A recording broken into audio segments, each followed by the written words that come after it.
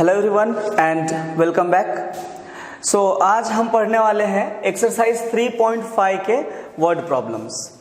अब ये जो वर्ड प्रॉब्लम्स गिवन है इनको अंडरस्टैंड करके इक्वेशंस बनाना है और फिर वो इक्वेशंस को क्रॉस मल्टीप्लिकेशन मेथड से सॉल्व करना है। सो देखते हैं एक्सरसाइज का पहला वर्ड प्रॉब्लम है a part of monthly hostel charges is fixed and the remaining depends on number of days one had taken food in the mess. Now when a student takes food for 20 days she has to pay rupees 1000 as a hostel charge, whereas the student B who takes food for 26 days pays rupees 1180 as the hostel charge. We have to find the fixed charge and cost of food per day. Okay, अब यहाँ पे किस तरीके से है कि कोई hostel है, मान लीजिए आप किसी हॉस्टल में रह रहे हो तो हॉस्टल का जो रेंट है, मंथली रेंट है वो फिक्स्ड है और आपका रेंट जो है, आपका जो हॉस्टल चार्जेस है वो बढ़ते जाएगा। इट डिपेंड्स कि आपने मेस में कितने दिन खाना खाया है। सो यहाँ ऐसा कंपलसरी नहीं है कि आपको मेस में डेली वहाँ खाना खाना है। आप 10 दिन 12 दिन 15 दिन जितने दिन अगर आप मेस में खाओगे रेंट के अलावा आपको एक्स्ट्रा पे करना है। सो इस तरीके से हॉस्टल चार्जेस कैलकुलेट हुए हैं। अब यहाँ पे क्या बोल रहा है कि एक स्टूडेंट है जिसने कितने दिन खाना खाया है, 20 days. A student takes food for 20 days, okay, and she has to pay rupees 1000। Okay, so एक स्टूडेंट ने जो है 20 डेज फूड लिया और उसने 1000 रुपीज पे किया। दूसरी बात बोल रहा है कि एक स्टूडेंट बी है जिसने 26 डेज जो है फूड लिया और उनका चार्जेस हुआ 1180। अब हमको बताना है कि हॉस्टल का जो ये मंथली फिक्स चार्ज है, फिक्स चार्ज कितना है और पर डे मेस का कॉस्ट कितना है, फूड का कॉस्ट कितना है। तो दो चीजें फाइंड करना है, कंसीडर कर लेते हैं। ठीक है, let the fixed hostel charges, let the fixed hostel charge be x, be rupees x. मान लिया कि हॉस्टल का जो फिक्स चार्ज है, फिक्स चार्ज है हॉस्टल का rupees x, and cost of food, and cost of food per day, per day जो food का कॉस्ट है वो कितना है, rupees y. Per day food का कॉस्ट हो गया रुपीज वाई और हॉस्टल का फिक्स चार्ज हो गया एक्स। अब यहां से क्या करेंगे, हम दो इक्वेशंस बनाएंगे। अब फर्स्ट कंडीशन देखिए आप क्या बोल रहे हैं। So from first condition you can observe, from first condition एक बच्चा है जिसने 20 डेज तक फूड लिया। तो अब इसमें देखिए कि एक्स तो फिक्स है, जो मंथली रेंटल है ये तो फिक्स है, एक फिक्स चार्ज है, प्लस 1 डे फूड का कॉस्ट है वाई। तो 20 डेज का फूड कॉस्ट कितना हो गया, 20 y, and he has to pay rupees 1000। This is equation number 1। नहीं, ये इक्वेशन नंबर 1 नहीं देते हैं, ये एलिमिनेशन मेथड से सॉल्व करना है तो स्टैंडर्ड फॉर्मेट में ला लो। x plus 2y minus 1000 equals to 0। ये पहला कंडीशन हो गया। अब सेकंड कंडीशन देखो क्या बोल रहा है। फ्रॉम सेकंड कंडीशन, जो सेकंड कंडीशन है उसमें क्या बोल रहा है कि एक बच्चा है जिसने स्टूडेंट बी जो है उसने 26 डेज फूड लिया है। ओके, तो इसमें जो टोटल पे किए हैं उसमें x आ गया, x जो कि फिक्स चार्ज है हॉस्टल का, प्लस 26 डेज का फूड का कॉस्ट हो गया, इज इक्वल टू 1180 रुपीज। अब यहां से आप क्या करेंगे, इक्वेशन बना लीजिए, x plus 26y minus 1180 equals to 0। ठीक है, सो सिंपल सा कंडीशन है, हॉस्टल का एक फिक्स चार्ज है और पर डे फूड का कॉस्ट डिफरेंट है। अब डिपेंड करता है कि आप कितने दिन खाना खाते हो हॉस्टल में, वो हिसाब से आपका टोटल चार्जेस लगेगा। अब यहाँ पे एक स्टूडेंट है जिसने 20 डेज फूड लिया, 1000 रुपीज पे किया। तो ये 1000 रुपीज में क्या क्या आ गया, फिक्स्ड हॉस्टल का चार्ज प्लस 20 डेज का फूड।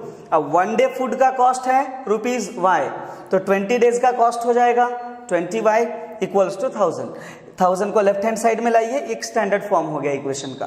देन सेकेंड कंडीशन में जो स्टूडेंट बी है उन्होंने क्या किया, 26 डेज फूड लिया है हॉस्टल में, तो हॉस्टल चार्जेस में x आ गया जो कि फिक्स चार्ज है और 26 डेज का फूड कॉस्ट कितना हो जाएगा, 26y, and student B has to pay rupees 1180। इस तरीके से दो इक्वेशन हमारे पास आ गए। अब ये दोनों इक्वेशंस को हम क्या करेंगे, क्रॉस मल्टीप्लिकेशन मेथड से सॉल्व करेंगे। अब क्रॉस मल्टीप्लिकेशन से सॉल्व करने के लिए a1 b1 c1 a2 b2 c2 ये वैल्यूज हमको निकाल कर रखना है। अब देखिए यहां से अगर आप ऑब्जर्व करोगे तो a1 कितना है, पहले इक्वेशन में a1 है 1, b1 है 20 और c1 है -1000। ठीक है, 3 वैल्यूज आ गए। दूसरे इक्वेशन में a2 कितना है, x का कोएफिशिएंट 1, b2 26, c2 1180। सो a2 हो गया 1, b2 हो गया हमारे पास 26 एंड c2 हो गया 1180 रुपीज। ठीक है, सो a1 b1 c1 a2 b2 c2 आ गए हमारे पास। अब क्या करेंगे हम, अब जो है इसको सॉल्व करके क्रॉस मल्टीप्लिकेशन मेथड से और हम आंसर लाएंगे।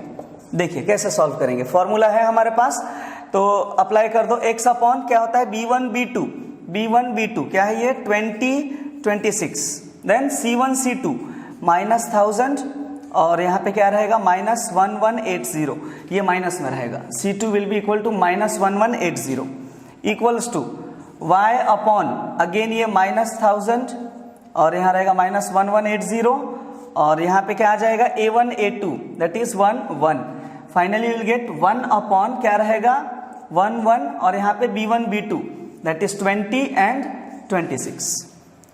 फॉर्मूले में हमने अरेंज कर लिया। अब इसको सॉल्व करके, इसको सिंप्लीफाई करके हम x और y का वैल्यू फाइंड करेंगे। ओके, सो क्रॉस मल्टीप्लाई कीजिए, देखिए क्या आता है। 118 इंटू 2 236 -236 10 2 0 हो गया। ठीक है, 23600 माइनस में रहेगा, फॉर्मूले का माइनस और उसके बाद इन दोनों का क्रॉस कितना हो जाएगा ये -26000। ठीक है, ये आ गया। दूसरा सॉल्व कीजिए, y अपॉन कितना आएगा ये -1000 into 1 you will get -1000, then ये फॉर्मूले का माइनस और ये minus 1 into -1180 and finally you will get 1 upon 26 into 1 26 -1 into 20 will get 20। इस तरीके से हमने क्रॉस मल्टीप्लाई करके सिंप्लीफाई कर लिया। अब आगे सॉल्व करते हैं। ये हो जाएगा x अपॉन -23600 और ये हो जाएगा +26,000। ये हो जाएगा y अपॉन -1000 और ये हो जाएगा +1180 और ये हो गया 1/6। ठीक है, फर्दर इसको हम सिंप्लीफाई करेंगे तो कुछ इस तरीके से आएगा। x अपॉन ये हो जाएगा 26,000, ये 2400 प्लस में is equal to y upon 1000, ये हो जाएगा 180 और ये हो जाएगा 1/6। सो इस तरीके से हमने इक्वेशन को सिंप्लीफाई किया। Now we can easily get the value of x and y। देखो x एंड y का वैल्यू मैं यहां सॉल्व करके समझा देता हूं। अब क्या करेंगे, हम x को कंपेयर करेंगे लास्ट टर्म के साथ, तो क्या हो जाएगा ये x upon 2400 is equal to 1/6। So x is equal to कितना हो जाएगा 2400 divide by 6। So you got x is equal to 400। That means hostel का जो फिक्स चार्ज है, हॉस्टल का फिक्स चार्ज कितना है ₹400। तो लास्ट में सॉल्व करने के बाद एक स्टेटमेंट लिखेंगे, therefore the fixed hostel charges is ₹400। अब दूसरा निकाल लेते हैं। दूसरा कितना हो जाएगा, y will be equal to 180 divided by 6, so y equals to 30. So the cost of food per day is ₹30. इस तरीके से x का वैल्यू आया 400, that is the monthly charges, जो फिक्स चार्जेस है हॉस्टल का। और दूसरा आया y equals to 30. y equals to 30 क्या है, cost of food per day. So hope you guys understood this question. Okay, देखते हैं अगला क्वेश्चन। अगला क्वेश्चन है हमारा, a fraction becomes 1/3। A fraction becomes 1/3 when 1 is subtracted from the numerator. अगर given fraction के न्यूमरेटर से हमने 1 माइनस कर लिया तो फ्रैक्शन कितना हो जाएगा 1/3। And the same fraction will become 1/4 when 8 is added to its denominator. अगर डिनोमिनेटर में हमने 8 ऐड किया तो फ्रैक्शन कितना हो जाएगा 1/4। So we have to find the fraction. Okay, तो हम किस तरीके से लेंगे, let the numerator be x, let the numerator be x and the denominator be y। So numerator x हो गया, डिनोमिनेटर y हो गया, तो फ्रैक्शन क्या होगा, therefore the fraction will be equal to x by y। So let the numerator भी x ले लिया हमने एंड डिनोमिनेटर भी y, तो फ्रैक्शन कितना हो गया हमारा x अपॉन y। ठीक है, अब देखिए एक बार जब फ्रैक्शन आ गया, अब फर्स्ट कंडीशन पढ़ते हैं क्या है। फ्रॉम फर्स्ट कंडीशन और इक्वेशन बनाते हैं। पहला कंडीशन क्या बोल रहा है, if one is subtracted from the numerator, अगर हमने न्यूमिनेटर से वन सब्सट्रैक्ट किया तो फ्रैक्शन हो जाएगा 1/3। तो न्यूमिनेटर से 1 सब्सट्रैक्ट करते हैं तो फ्रैक्शन का वैल्यू कितना आ जाएगा 1/3। Let's solve this, 3 into x you will get 3x minus 1 into 3 minus 3 and 1 into y is y। इसको स्टैंडर्ड फॉर्म में लिखिए, 3x minus y minus 3 equals to 0। 3x minus y minus 3 equals to 0, ये हो गया हमारा equation number 1। Second condition क्या बोल रहा है कि अगर डिनोमिनेटर में हमने 8 ऐड किया, when 8 added to the denominator it becomes 1/4। करते हैं सॉल्व, ऐड करते हैं। सो फ्रॉम सेकेंड कंडीशन है कि अगर हमने डिनोमिनेटर में 8 ऐड किया तो ये हो जाएगा 1/4। डिनोमिनेटर में हमने 8 ऐड किया, फ्रैक्शन हो गया 1/4। करते हैं सॉल्व, क्या हो जाएगा 4 into x you will gate 4x, ये हो जाएगा 1 से मल्टीप्लाई करके y प्लस 8, दोनों को लेफ्ट हैंड साइड में ला लीजिए। 4x minus y minus 8 equals to 0, this is equation number 2। दो सिंपल से कंडीशन थे। पहला कंडीशन बोला था कि अगर न्यूमिनेटर से 1 सब्सट्रैक्ट करोगे तो फ्रैक्शन हो जाएगा 1/3। हमने सेम वही किया, न्यूमिनेटर से 1 सब्सट्रैक्ट किया, फ्रैक्शन आ गया 1/3। हमने नॉर्मल सॉल्व किया इसको और एक इक्वेशन आ गया। दूसरे कंडीशन में बोला है कि डिनोमिनेटर में 8 ऐड करो तो फ्रैक्शन 1/4 हो जाएगा। हमने डिनोमिनेटर में 8 ऐड किया, इसको सॉल्व किया हमने, दूसरा इक्वेशन आया। अब जो है यहां से अब देखो a1 b1 c1, तो a1 b1 c1 का वैल्यू क्या हो गया, a1 हो गया हमारे पास 3, b1 हो गया हमारे पास -1 और c1 हो गया -3। सो a1 b1 c1। दूसरा क्या निकालना है हमको, a2 b2 c2। a2 कितना हो जाएगा 4, b2 हो जाएगा -1 और c2 हो जाएगा -8। a1 b1 c1, a2 b2 c2, तीन वैल्यूज हमने ला लिया। अब सिंपल सा आपको फॉर्मूला अप्लाई करना है and gate the value of x and y। देखो कैसे करेंगे, फॉर्मूला है x अपॉन b1 b2 क्या है, ये है b1 -1, b2 भी -1 है, c1 c2 -3 -8 equals to y upon ये -3 -8 एंड a1 a1 है 3, a2 है 4 is equal to 1 upon a1 a2, ये हो गया 3, ये हो गया 4 एंड देन b1 b2। ठीक है, इसको सिंप्लीफाई करते हैं और सिंप्लीफाई करके क्या करेंगे, हम x और y की वैल्यूज फाइंड करेंगे। क्रॉस मल्टीप्लाई करेंगे, x अपॉन क्या हो जाएगा, ये 8 इंटू -1 इंटू -8 प्लस 8 हो जाएगा, minus minus plus, so you will gate +8। अब ये फॉर्मूले का माइनस और ये क्या हो गया -3 इंटू -1 विल बी +3। ठीक है, +3 हो जाएगा। यहां सॉल्व कीजिए, this is equal to y upon 4 into -3 क्या होगा -12, 4 इंटू 3 क्योंकि -3 है तो 4 इंटू -3 -12 हो जाएगा।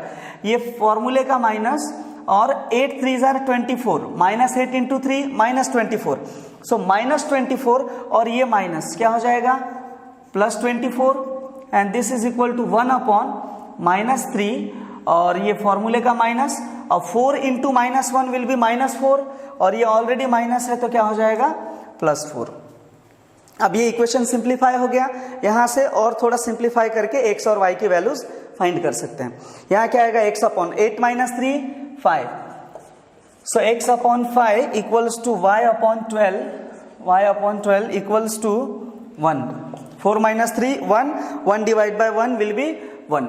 यहां से आप पहले x की वैल्यू निकाल लीजिए, x कैसा निकलेगा, x by 5 equals to 1, so x is equal to 5 and second condition में y by 12 equals to 1, so y will be equal to 12।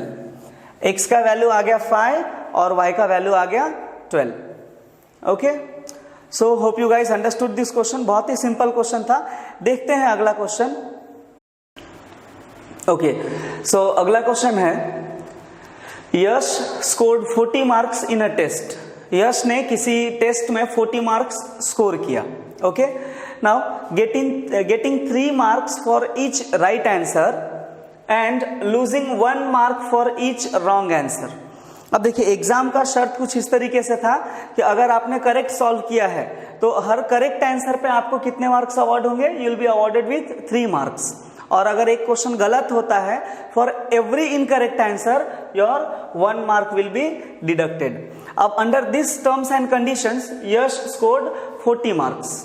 Now अब दूसरी बार क्या बोल रहा है, had 4 marks been awarded for each correct answer and 2 marks been deducted for each incorrect answer, then Yash would have scored 50 marks। मतलब अगर exam के कंडीशंस थोड़ा अलग होते, अगर हर राइट आंसर के लिए यश को 4 मार्क्स मिलता और रॉन्ग आंसर के लिए 2 मार्क्स डिडक्ट करते, तो वो केस में यश जो है 50 मार्क्स स्कोर कर पाता था।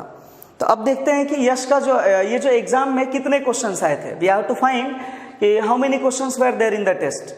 अब टोटल क्वेश्चंस देखो, सबसे पहले बच्चे ये क्वेश्चन में यही गलती करते हैं कि यहाँ क्या फाइंड करना है, how many questions were there in the test, let the number of questions in the test be x। यहीं से क्वेश्चन गलत हो जाता है। देखो ध्यान से समझो थोड़ा, क्या बोल रहा है, how many questions were there in the test. अब टेस्ट में जितने भी क्वेश्चंस है, मान लो यश ने 50 क्वेश्चन सॉल्व किए, यश ने 50 क्वेश्चन सॉल्व किए जिसमें से 40 क्वेश्चंस करेक्ट है और 10 क्वेश्चंस इनकरेक्ट है। 40 क्वेश्चंस करेक्ट हो गए और 10 इनकरेक्ट हो गए। So total number of questions कितने हो गए, number of correct questions plus number of incorrect questions. So हमको x और y किसको लेना पड़ेगा, let the number of correct answers be x, let the number of correct answer, मान लेते हैं कि नंबर ऑफ करेक्ट आंसर्स कितने हैं, be x, and the number of incorrect answers, जो रॉन्ग है, इनकरेक्ट आंसर्स बी वाई। मान लेते हैं कि नंबर ऑफ करेक्ट आंसर्स कितने हैं, x है, और नंबर ऑफ इनकरेक्ट आंसर्स कितने हैं, y है। सिंपल से वर्ड्स में दिया है, ठीक है। अब यहाँ पे आप एक चीज ऑब्जर्व करो, पहला कंडीशन देखो क्या बोल रहा है, फ्रॉम फर्स्ट कंडीशन। बहुत इजीली इक्वेशन बना सकते हो फ्रॉम फर्स्ट कंडीशन, ठीक है। यश को एक राइट आंसर के लिए कितने मिल रहे थे, 3 मार्क्स। अब मान लो कि यश ने x number of questions correct किए हैं, ठीक है, तो कितने मार्क्स मिलेंगे यश को, 3x, ठीक है। मान लो यश ने अगर 5 आंसर करेक्ट किया, ही विल गेट 15 मार्क्स। अगर 10 क्वेश्चन करेक्ट किया, he will get 10 into 3। Let's say कि नंबर ऑफ करेक्ट आंसर भी x, सो 1 करेक्ट आंसर के लिए 3 मार्क मिल रहा है, तो x number of correct answers के लिए कितना मिलेगा, 3x प्लस माइनस, अब जितने इनकरेक्ट है वो माइनस करेंगे, ठीक है। सो y इसमें से माइनस कर लो, ठीक है, क्योंकि अब यहाँ पे 2y 3y नहीं लेंगे, क्यों, बिकॉज रॉन्ग आंसर के लिए 1 मार्क ही डिडक्ट हो रहा है, 1 मार्क डिडक्ट हो रहा है। लेट से इन्होंने 20 रॉन्ग किए तो y की वैल्यू 20 आ जाएगी डायरेक्ट, ठीक है, बिकॉज 1 मार्क ही वहां पे डिडक्ट हो रहा है, इक्वल्स टू 40। यश ने इस तरीके से 3 मार्क्स मिले इनको कितने, राइट आंसर्स के लिए, minus number of wrong answers. Let से अगर इन्होंने 20 क्वेश्चंस थे टोटल, जिसमें से मान लो कि 15 क्वेश्चन इन्होंने सही किए, ठीक है, 15 क्वेश्चन सही किए और 5 क्वेश्चन रॉन्ग किए, तो 15 3s are 45 minus 5 will be equal to 40। सही में आ गया, ओके। सो इस तरीके से आप 3 into 45 मतलब जितने नंबर ऑफ करेक्ट क्वेश्चंस हैं 3 into x, एक करेक्ट आंसर के लिए 3 मार्क्स मिल रहा है, तो x को करेक्ट क्वेश्चंस के लिए कितने मिलेंगे, 3 into x, माइनस अगर 1 आंसर रॉन्ग है तो y मार्क्स कट रहा है, ठीक है, तो जितने नंबर ऑफ क्वेश्चंस रॉन्ग होंगे उसमें से y माइनस कर लो। लेट्स से कि 10 क्वेश्चन रॉन्ग है, हमने क्या लिया है, नंबर ऑफ इनकरेक्ट आंसर्स भी y, सो 10 है तो y का वैल्यू 10 हो जाएगा, ठीक है। इस तरीके से पहला इक्वेशन बना हमारा। अब देखते हैं दूसरा कंडीशन क्या है, from second condition. From second condition, second condition क्या है बेटा, यहाँ पे कंडीशन चेंज कर दिया, had 4 marks been awarded for each correct answer. अगर ईच करेक्ट आंसर के लिए 4 मार्क्स रहते, एक सेकेंड इसको थोड़ा सा अच्छे से लिख लेते हैं, ये हो जाएगा 3x minus y minus 40 equals to 0। This is equation number 1।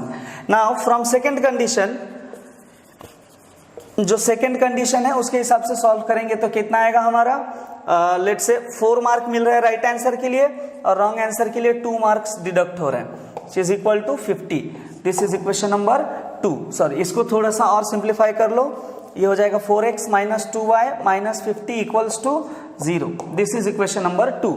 सो ये जो क्वेश्चन गिवन है उसके हिसाब से हमने 2 इक्वेशंस प्रिपेयर कर लिए.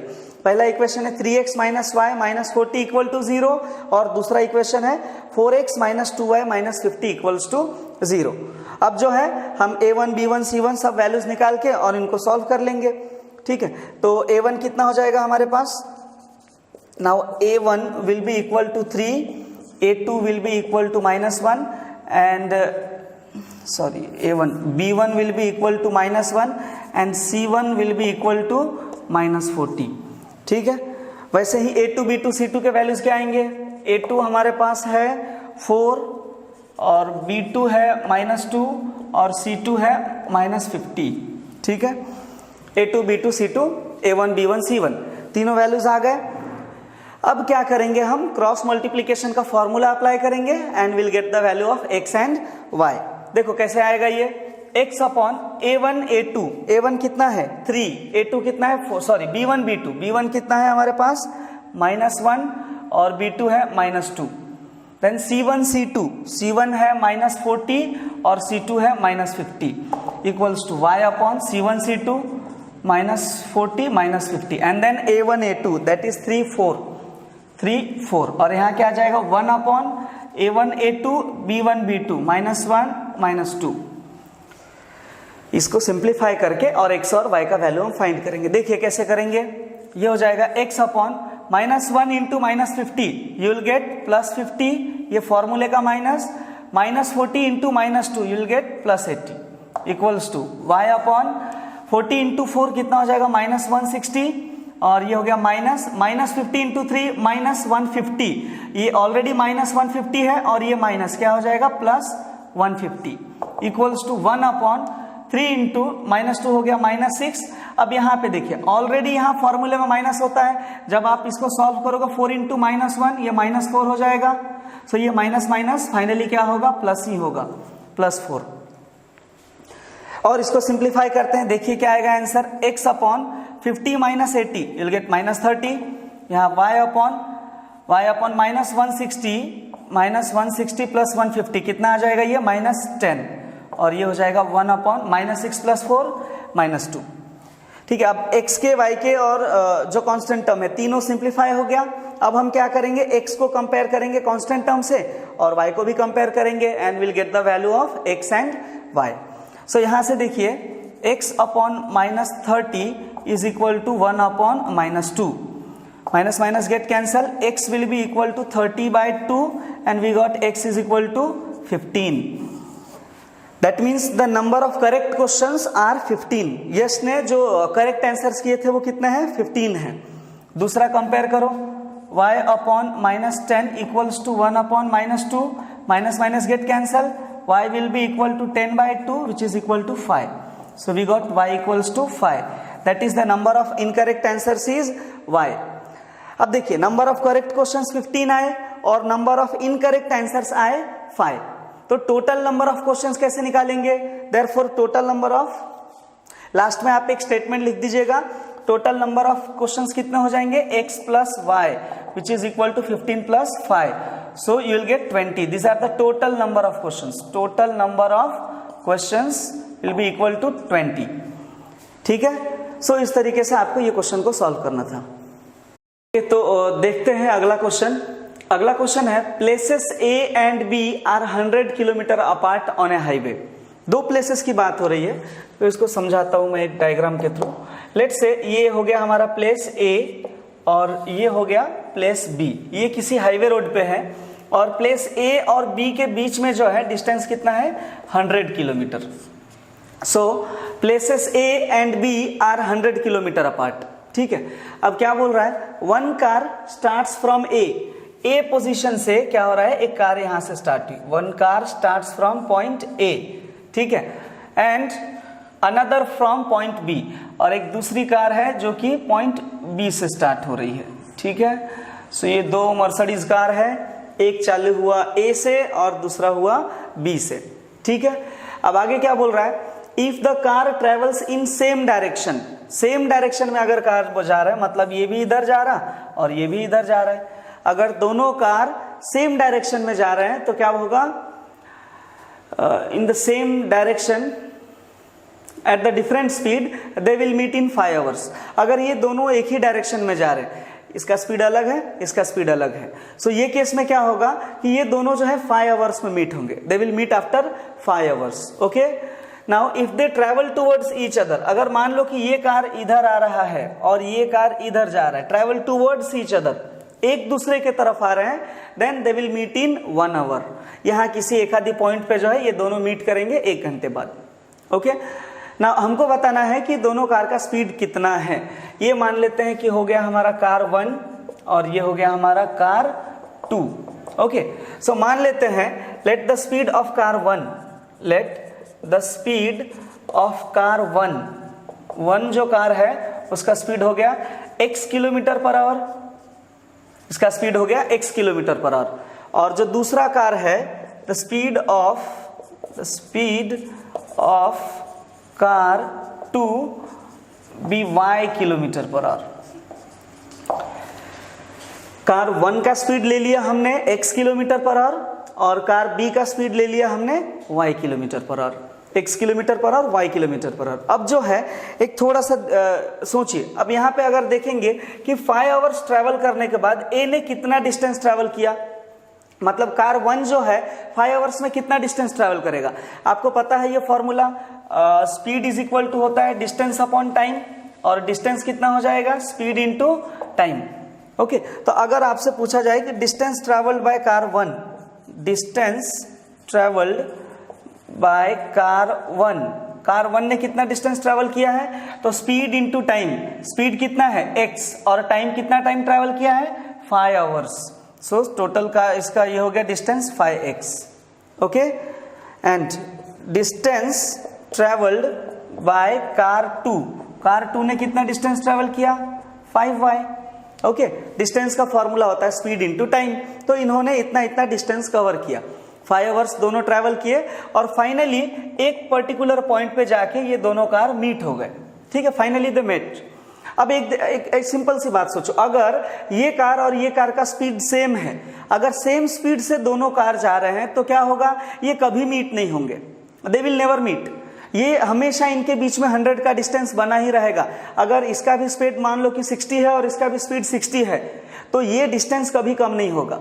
अब क्योंकि 5 घंटे बाद इसने क्या किया, स्पीड कवर कर लिया, मतलब ये जो है x का स्पीड ज्यादा है, मतलब पहला जो कार है इसका स्पीड ज्यादा है, तभी तो ये 5 घंटे में ओवरटेक कर पाया।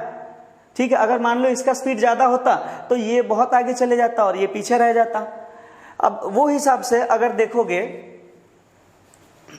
5x और 5y, यहाँ पे डिस्टेंस इसने ट्रैवल किया 5x और इसने ट्रैवल किया 5y, दोनों के डिस्टेंस में डिफरेंस कितना है अगर बात करो तो यहाँ पे फर्स्ट कंडीशन जो है हमारे पास वो हिसाब से फ्रॉम फर्स्ट कंडीशन दोनों के डिस्टेंस ट्रैवल करने में 5x minus 5y is equal to 100।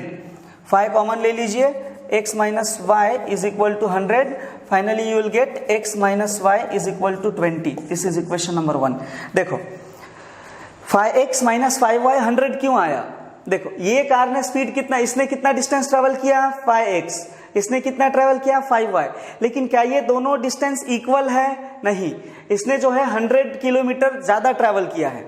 Let's say अगर इसने ट्रेवल किया 300 किलोमीटर तो इसने ट्रेवल किया 200 किलोमीटर, तो दोनों का डिफरेंस कितना हुआ, डिफरेंस यही हुआ 100 किलोमीटर का डिफरेंस आया।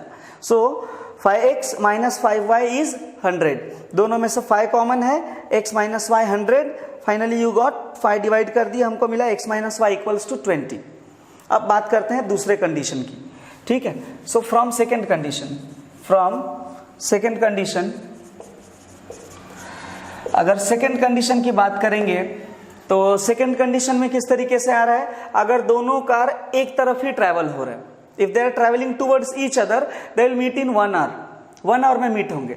अब यहाँ पे एक बात सोचो कि अगर ये कार इधर जा रहा है, ये कार इधर जा रहा है, ये कहीं भी मीट हो, ये कहीं भी मीट हो, let's say at any point they are meeting, so ये 1 आवर में इसने कितना डिस्टेंस ट्रैवल किया 1x distance into time, sorry speed into time, speed है इसका x और टाइम लिया 1 आवर, तो 1 इंटू एक्स, x हो गया इसका डिस्टेंस कवर्ड। ठीक है, दूसरे केस में जो है डिस्टेंस कवर्ड बाय कार 1 ने कितना डिस्टेंस ट्रेवल किया x, and distance covered by car 2 will be equal to y, therefore x plus y will be equal to 100। देखो x प्लस वाई 100 क्यों आया, बिकॉज अब हमको कुछ लेना देना नहीं है कि ये कितना दूर गया, ये कितना दूर आया, कहीं भी ये मीट हो, लेकिन दोनों ने मिला के डिस्टेंस तो 100 ही कवर किया है ना। दोनों ने डिस्टेंस मिला के, अगर मान लो यहाँ पे मीट हो रहा है तो इसने लेट्स से 60 किलोमीटर आया, ये 40 किलोमीटर आया, लेट्स से ये 50 आया, ये 50 आया, या ये 80 आया, ये 20 आया, मिला के तो दोनों ने 100 किलोमीटर का डिस्टेंस कवर किए। So the second equation is x plus y equals to 100। First equation है x minus y equals to 20। अब इसको सॉल्व कर लो, x प्लस वाई, ये हो गया -100 इक्वल्स टू 0, और पहले इक्वेशन से आएगा x minus y -20 equals to 0। ये हमारा है इक्वेशन नंबर 2 और ये है इक्वेशन नंबर 1। यहां से हम इजीली सॉल्व करके x और y का वैल्यू ला सकते हैं बाय क्रॉस मल्टीप्लिकेशन मेथड। ठीक है, कैसे सॉल्व करेंगे, a1 का वैल्यू हो गया 1, b1 का वैल्यू हो गया 1, c1 का वैल्यू हो गया 100 -100, ये a2 का वैल्यू हो गया 1, b2 का वैल्यू हो गया -1 और c2 का वैल्यू हो गया -20। देखो एक बात ध्यान में रखो, ऐसा जरूरी नहीं है कि इक्वेशन 1 के ही टर्म्स को हम a1 b1 c1 ले और इक्वेशन 2 को हम a2 b2 c2 ले। आप दोनों को इंटरचेंज करके लेके सॉल्व करोगे तो भी आपका आंसर वही आएगा। ओके, अब यहाँ पे फॉर्मूला अप्लाई कीजिए, क्या हो जाएगा, x अपॉन b1 b2 क्या ये 1 और ये हो गया पहला इक्वेशन। ओके ठीक है, ये हो गया 1 और ये हो गया -1। देन यहाँ पे कितना आ जाएगा, c1 c2 कितना है -100 और यहाँ है -20 इक्वल्स टू y अपॉन कितना आएगा, ये -100 और ये हो गया -20। Then a1 a2 1 finally will get 1 upon a1 a2 b1 b2 that is 1 -1। ठीक है, सो ये एक सिंप्लीफाइड इक्वेशन आया। सिंप्लीफाइड नहीं आया है, इसको हम सिंप्लीफाई करेंगे। अब देखो कैसे सिंप्लीफाई करेंगे, ये क्वेश्चन वाला एरिया मिटा देता हूं, ठीक है, so that we can understand the solution. इस कार का स्पीड x और y आपको मालूम हो गया है। ठीक है, अब देखिए जैसे ये इक्वेशन आया है इसको सॉल्व करो, क्रॉस मल्टीप्लाई करेंगे तो क्या आएगा, x upon -20 into 1 you will get -20। Then फॉर्मूले का माइनस और ये -100 into -1 will be +100, sign change नहीं होगा यहाँ पे, equals to y upon -1 into 100 will get -100, ये फॉर्मूले का -20 into 1 -20, so this will become +20 equals to 1 upon -1 into 1 -1, ये हो गया -1। सॉल्व करो, x upon -120 equals to y upon -80 equals to 1 upon -2। अब यहां से हम वैल्यूज ला सकते हैं x और y का, बहुत ही आसानी से ला सकते हैं। x upon -120, now you will get x upon -120 equals to 1 upon -2, minus get cancel, x will be equal to 120/2, so x is equal to 60 kilometre per hour. The speed of car 1 is 60 kilometre per hour. दूसरे की बात करते हैं, क्या हो जाएगा, ये दूसरे की बात करोगे तो y upon -80 equals to 1 upon -2, ये cancel, y equals to 80, 1 into 80 divide by 2, so y is equal to 40 kilometre per hour. Speed of car B is 40 kilometre per hour. समझा? सो इस तरीके से बहुत ही प्यारा क्वेश्चन था ये। देखते हैं एक्सरसाइज का लास्ट क्वेश्चन। ओके, तो देखते हैं एक्सरसाइज 3.5 का लास्ट क्वेश्चन। लास्ट क्वेश्चन कुछ इस तरीके से है, the area of a rectangle, एक रेक्टेंगल की बात कर रहा है, the area of a rectangle gets reduced by 9 square unit if the length is reduced by 5 unit and the breadth is increased by 3 unit. अगर किसी रेक्टेंगल का length जो है हम 5 यूनिट से रिड्यूस कर दें और उसका ब्रेड्थ जो है अगर हम 3 यूनिट से इंक्रीज कर दें तो उसका एरिया कितना होगा, 9 स्क्वायर यूनिट कम हो जाएगा। ये पहला केस। दूसरा, if we increase the length by 3 units, अगर हमने लेंथ को 3 यूनिट्स बढ़ा दिया and the breadth by 2 units, breadth को भी हमने 2 यूनिट बढ़ा दिया, तो क्या होगा? The area increases by 67 square unit. अब इसको सॉल्व कैसे करेंगे? डायमेंशंस बताना है, लेंथ और ब्रेड्थ बताना है। तो कंडीशन समझते हैं पहले। देखो, मान लेते हैं let the length of rectangle be x unit हो गया इसका लेंथ, और ब्रेड्थ कितना हो जाएगा, and the breadth of rectangle be y unit. x unit हमने लेंथ ले लिया और y यूनिट हमने ब्रेड्थ ले लिया। देयरफॉर एरिया कितना हो जाएगा? एरिया ऑफ रेक्टेंगल कितना होता है? Area is length into breadth, so area will be xy। अब देखिए कंडीशन क्या बोल रहा है कि अगर हमने लेंथ को क्या किया, 5 यूनिट से रिड्यूस किया। सो फ्रॉम फर्स्ट कंडीशन, पहले कंडीशन की अगर बात करें तो अगर हमने लेंथ को 5 यूनिट से रिड्यूस किया, x माइनस 5, अगर हमने लेंथ को 5 यूनिट से रिड्यूस किया और and breadth is increased by 3 unit, अगर ब्रेड्थ को हमने 3 यूनिट इंक्रीज कर दिया तो एरिया क्या हो जाएगा? 9 स्क्वायर यूनिट से रिड्यूस हो जाएगा। देखो, लेंथ को हमने क्या किया, 5 यूनिट कम कर लिया, ब्रेड्थ को 3 यूनिट इंक्रीज कर दिया, तो जो एरिया था वो 9 यूनिट क्या हुआ? कम हो गया।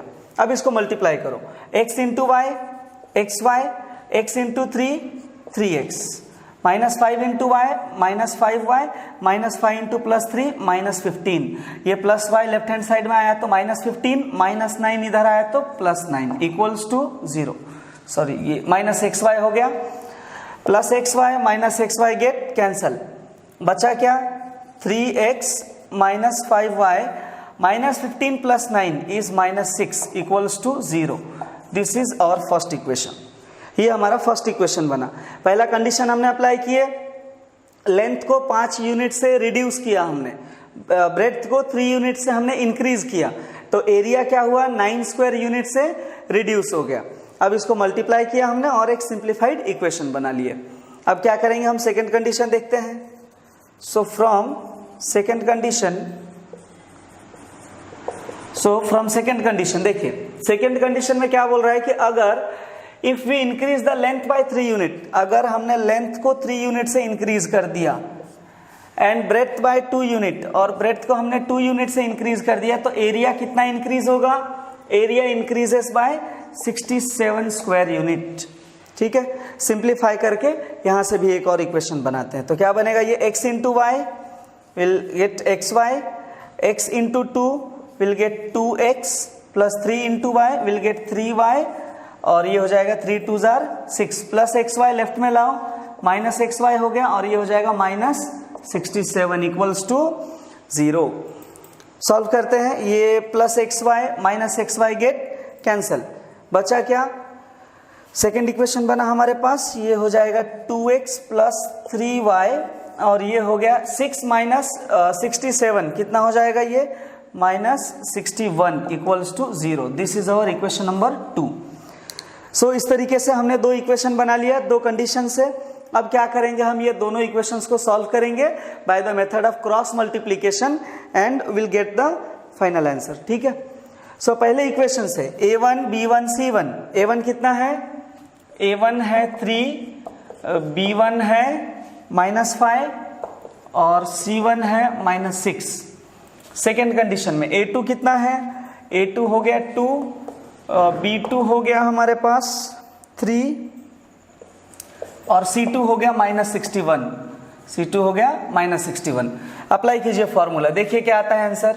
सो x अपॉन क्या आता है? b1 upon b1 b2 -5 3, c1 c2 -6 -61 is equal to y upon, again यही रहेगा, ये टर्म हो जाएगा ये -6, ये -61, and a1 a2 3 2 is equal to 1 upon a1 a2, और यहाँ हो जाएगा b1 b2।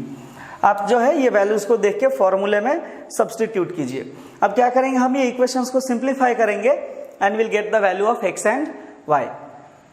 देखो कैसे करेंगे, ये हो गया x, ये माइनस माइनस क्या हो जाएगा? प्लस, 5 1 जार 5, 6 5 जार 30, ठीक है, और ये हो गया माइनस, और ये 6 3 18 हो जाएगा, माइनस 18 होगा, इसके साथ मल्टीप्लाई होगा तो प्लस 18 हो गया, is equal to y upon 6 into minus 2, minus 6 into 2 is minus 12, यहाँ हो गया माइनस 61 3 ये 3 1 3, 6 3 18, 183, ये माइनस से मल्टीप्लाई हो गया प्लस, यहाँ देखिए कितना आएगा 1 अपॉन 3 3 9, माइनस 5 2 10, और ये माइनस मल्टीप्लाई हुआ, ये हो गया प्लस 10।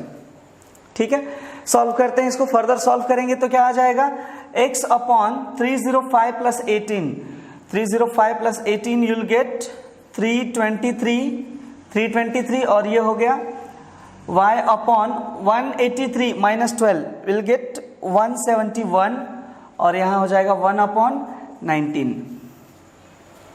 ठीक है, अब ये एक सिंप्लीफाइड फॉर्म आ गया, यहां से हम फाइनली क्या करेंगे, सिंप्लीफाई करके और आंसर गेन कर सकते हैं। ठीक है, करते हैं सॉल्व। अब जो इसको कंपेयर करोगे तो कितना हो जाएगा, x upon 323 will be equal to 1 upon 19, so x will become equal to 1 into 323 divide by 19, x कितना आएगा 323 डिवाइड बाय 19, 190 ये हो जाएगा 400 480, 7 टाइम्स में कैंसिल होगा, एक बार डिवाइड कर लेते हैं, 323 डिवाइड बाय 19, 19 1 19, यहाँ बचेगा यहाँ बच जाएगा ये 13 और ये 3, ठीक है, सो 7 टाइम्स में। ओके, सो x का वैल्यू आ गया हमारे पास 17, और दूसरा हम y का वैल्यू यहाँ से ला सकते हैं, y will be equal to, इसको जब क्रॉस मल्टीप्लाई करोगे तो कितना होगा 171 divide by 19, so finally you will get y equal to 19 10 190, 9 times में हो गया, ये 9 टाइम्स में आएगा, y is equal to 9। So finally हमको वैल्यू मिला x is equal to 17 and y is equal to 9। Okay, so hope you guys enjoyed this video, और ये लास्ट क्वेश्चन था ये एक्सरसाइज का 3.5 का। सो अगर आप लोगों को पूरा कंसेप्ट समझ में आया हो, so please like this video, comment करो, कमेंट करके बताइए कि आपको क्या दिक्कत जा रहा है। See you in the next video.